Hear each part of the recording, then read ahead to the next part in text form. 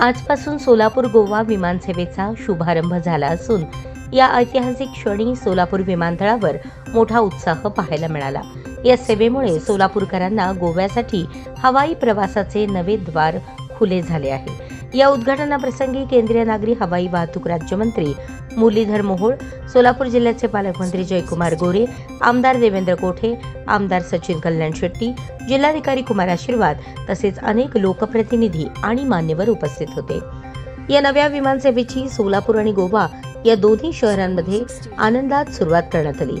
विमानाच्या आगमनावेळेस खास water salute देण्यात आला। गोव्यातून आलेल्या 41 प्रवाशांचे विमानतळावर पुष्पगुच्छ देऊन स्वागत करण्यात आले। ही सेवा सुरू झाल्यामुळे सोलापूर गोवा प्रवास अधिक सुलभ, वेगवान व आरामदायक होणार आहे। यात्रेकरू, पर्यटक व व्यावसायिक यांना याचा मोठा फायदा होणार आहे।